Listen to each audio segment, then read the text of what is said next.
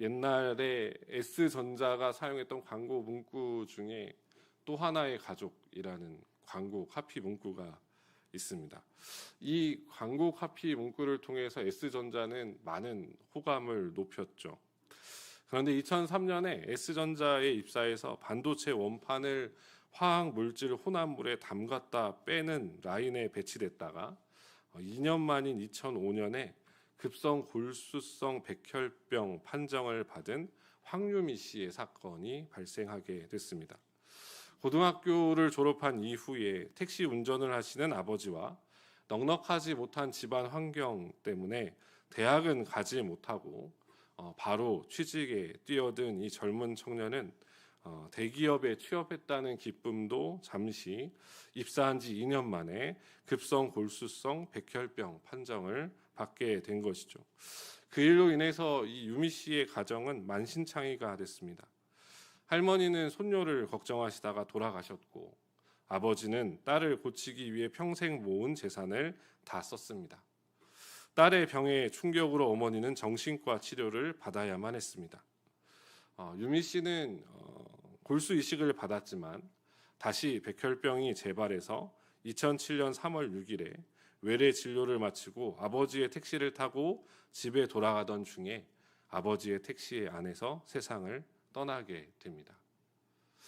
또 하나의 가족이라고 했던 S전자는 유미 씨가 치료를 받고 있을 때에는 치료비를 주고 보상을 해주겠다더니 조금 기다리라고 했고, 유미 씨가 세상을 떠나 장례를 치를 때에는 장례식장을 찾아와서 다 해주겠다고 하더니 장례가 끝나고 나서 다시 찾아와서 개인적인 질병으로 죽은 것이기 때문에 우리와는 관계가 없다. S전자를 이길 수 있으면 마음대로 해보시라 라고 그의 아버지에게 말하고 돌아갑니다. 결국 그녀의 아버지는 자신의 모든 것을 걸고 7년간의 법정 싸움을 하게 됩니다. 그리고 결국 마지막에 승소해서 산재 판결을 받게 돼요. 이 이야기는 나중에 영화로도 개봉하게 됩니다. 이 영화의 제목 또한 또 하나의 약속이라는 제목으로 개봉한 영화이기도 합니다. 세상에 아무리 좋은 공동체가 있고 아무리 좋은 구성 그룹원들이 있다 할지라도 가정이라고 하는 그 공동체를 대신할 만한 공동체는 찾아보기 어렵습니다. 그런 공동체는 존재하지 않죠. 본래 가정이라고 하는 것은 우리 사회를 이루는 가장 작은 단위이자 기초적인 단위예요. 가정은 하나님께서 교회보다도 먼저 세우신 기관입니다. 그래서 가정에서 하나님은 하나님의 대리자로서의 부모의 사랑이 무엇인지를 배우고 보호받고 양육받으면서 성장하게 하셨습니다. 그렇게 가정은 천국의 모델로서 미리 맛보고 깨달아 알게 하시는 장소였던 거죠. 이 동시에 하나님은 이 천국의 또 다른 모델로서 가정 말고 또 다른 한 기관을 세우십니다. 그곳은 곧 교회입니다. 그런데 교회는 가정과 다른 곳이 아닙니다. 혈연으로 맺어진 곳이 가정이라고 한다면 예수 그리스도의 피, 하나님의 가족으로서 이 땅에 또 다른 가족이 바로 교회 공동체인 것이죠. 오늘 본문은 지난 주일의 말씀에 이어지는 본문입니다. 그래서 오늘 본문의 시작을 그때예로 시작하게 돼요. 예수님께서 집에 들어가셨을 때 예수님이 미쳤다는 소문을 듣고 그의 친족들이 붙들러 나오던 그때에 예루살렘에서 온 서기관들이 귀신의 힘을 빌어서 귀신을 쫓아낸다는 헛소문을 만들어내고 이야기하던 그때에 누구도 찾아오냐면 예수님의 어머니와 동생들과 누이들도 찾아오게 됩니다. 사람들이 문 밖에 예수님의 어머니와 동생들이 와 있다고 소식을 전해요. 그때 예수님께서 이렇게 말씀하시죠. 오늘 본문 35절인데 누구든지 하나님의 뜻대로 행하는 자가 내 형제요 자매요 어머니라 라고 예수님 말씀하십니다. 이 예수님의 말씀을 통해서 우리에게 주신 또 다른 가족, 하나님 나라, 곧 예수 공동체를 생각해보고 다시 깨닫는 은혜가 있기를 소망합니다. 먼저 우리가 본문을 살피면서 오해를 먼저 피해야 돼요. 그것은 곧 예수님께서 지금 말씀하시는 것이 우리의 혈연적인 가족, 우리의 육신적인 가족이 필요 없다고 하시는 말씀이 아니라는 겁니다. 문자 그대로 예수님께서 육신적인 어머니나 육신적인 형제를 부정하고 부인하고 계시는 것이 아닙니다. 도리어 예수님께서는 가족에 대해서 매우 중요하게 생각하셨어요. 요한복음 19장 26절과 27절에 보면 예수님께서 십자가상에서 이런 말씀을 하시는데, 예수께서 자기 어머니와 사랑하시는 제자가 곁에 서 있는 것을 보시고 자기 어머니께 말씀하시되 여자여 보소서 아들이니이다 하시고, 또 그 제자에게 이르시되 보라 내 어머니라 하신대 그때부터 그 제자가 자기 집에 모시니라 라고 말씀합니다. 물론 예수님께서 사도 요한에게 부탁하신 이러한 모습은 하나님 나라의 새로운 가족이라는 측면에서도 설명될 수 있겠지만, 이러한 신학적인 해석을 잠시 뒤로 하고 그냥 그 예수님의 말씀 그 자체로 본다면 십자가의 죽음의 순간까지도 어머니를 생각하며 부탁하는 아들의 마음이 그대로 녹여져 있다고 볼 수밖에는 없죠. 그럼 왜 예수님께서는 이렇게 극단적으로 들리는 이야기, 극단적으로 들리는 표현을 하셨을까요? 예수님께서 오심으로 말미암아 시작된 이 하나님의 나라, 예수님께서 지금 그 하나님의 나라를 무엇이라고 표현하고 계신 것이냐면 예수님의 새로운 가족, 예수님의 새로운 가정이라고 나타내신 거예요. 예수님으로 말미암아 도래한 그 하나님 나라의 모습을 이 땅에 우리의 모습과 견주어 봤을 때 가장 잘 보여줄 수 있는 그림, 가장 잘 보여줄 수 있는 이미지는 가족이라는 겁니다. 그래서 오늘 본문을 잘 살펴보시면 오늘 본문이 5절밖에 되지 않지만 이 5절에서 끊임없이 계속해서 반복되는 단어들이 있어요. 그것이 무엇이냐면 어머니와 동생들입니다. 어머니와 동생들, 어머니와 동생들, 어머니와 동생들, 어머니와 동생들, 어머니와 동생들. 각 절들마다 계속 나옵니다. 이걸 통해서 예수님께서 보여주시고자 하시는 하나님 나라의 특징은 예수님이 펼쳐가신, 예수님을 통해서 새롭게 이제 구성되는, 예수님을 통해서 새롭게 만들어질 이 공동체의 가장 큰 특징은 뭐냐면 가족 공동체라는 거예요. 예수님의 새 가족 공동체. 예수님께서 어떤 이들을 향하여 나의 참 가족이다 라고 말씀하고 계실까? 그건 단순하게 혈연적인 공동체를 넘어서 예수의 피로 말미암은 이 예수의 새 가족들이 도대체 누구인가? 예수님은 그걸 보여주고 싶으신 거예요. 왜 그럴까요? 예수의 가족이 돼야만 그들에게 무엇이 주어지냐면 영생이 주어집니다. 혈연적인 가족은 영생을 줄 수 없어요. 육체의 생명은 줄 수 있죠. 육체의 생명은 이 땅의 혈연적인 가족에 의해서 우리에게 부여됩니다. 물론 근원적으로 따지면 하나님 주시는 거겠지만, 그러나 영생은 예수의 가족이 되어야만 그들에게 주어져요. 마가복음 10장 28절부터 30절인데 우리 한 절씩 교독하고 마지막 절을 같이 읽어보겠습니다. 28절 읽습니다. 베드로가 여짜와 이르되 보소서 우리가 모든 것을 버리고 주를 따랐나이다.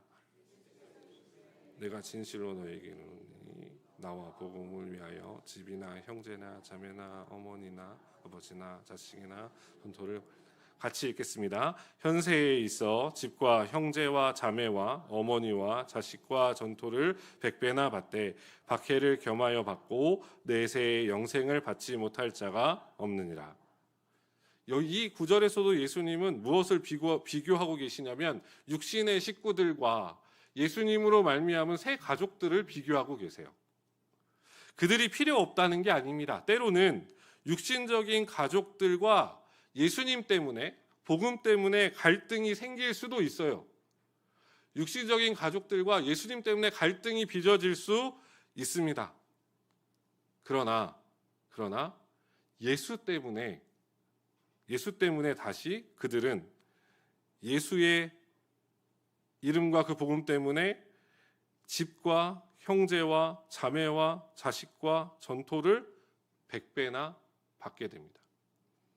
예수님이 이야기하시는 이 어머니가 100명이 생긴다는 의미가 아니라 우리에게 예수로 말미암은 새 가족이 우리에게 주어진다는 거예요.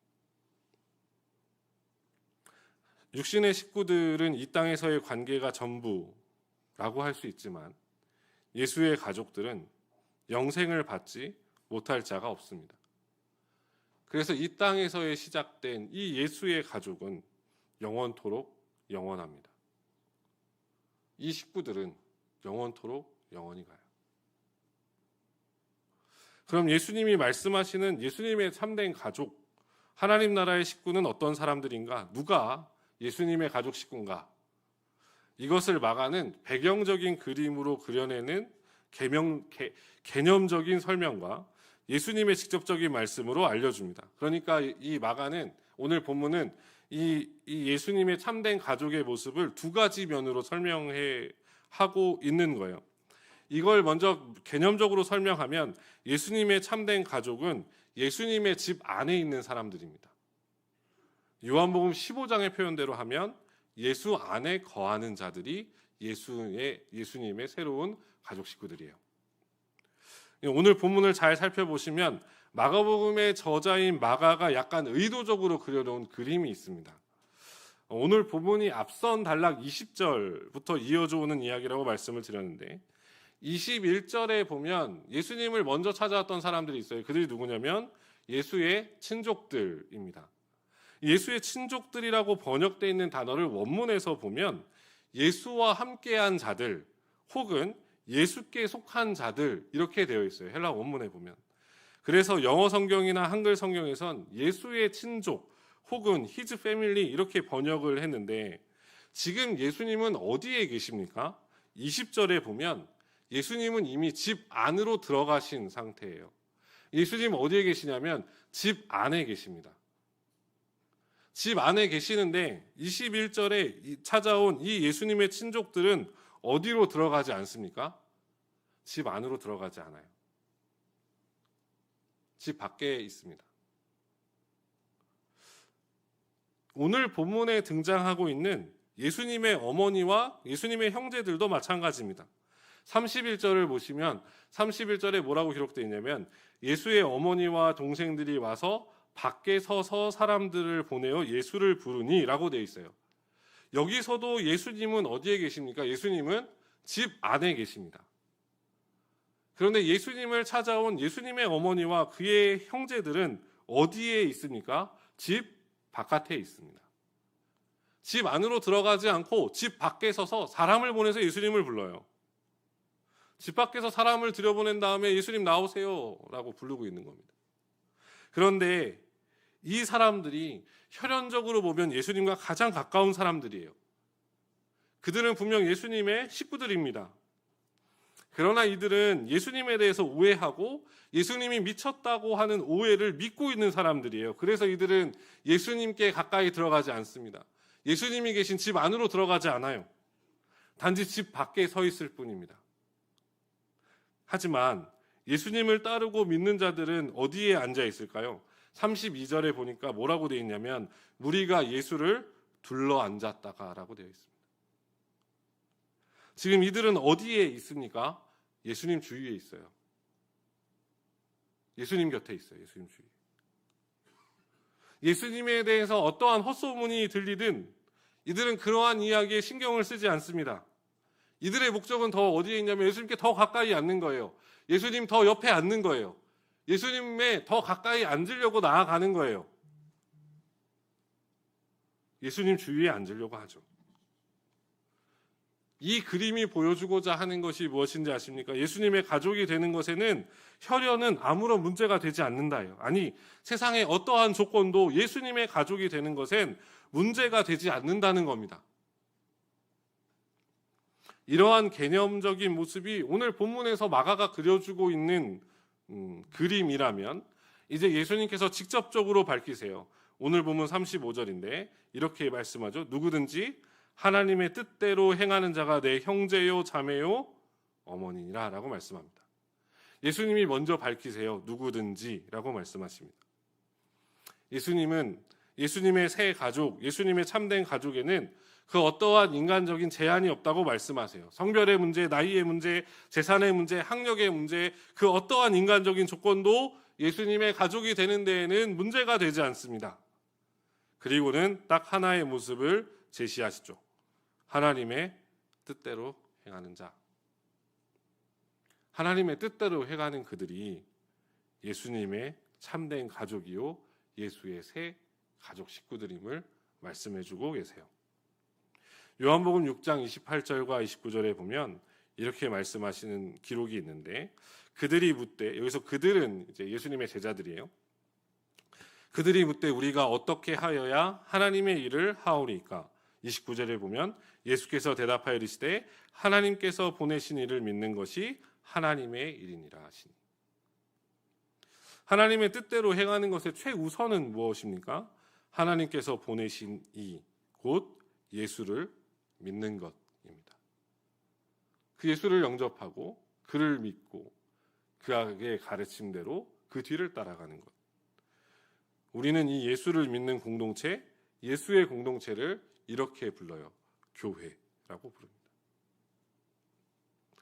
사랑하는 성도님들, 우리 숭인교회가 예수님의 참된 가족이기를 소망합니다.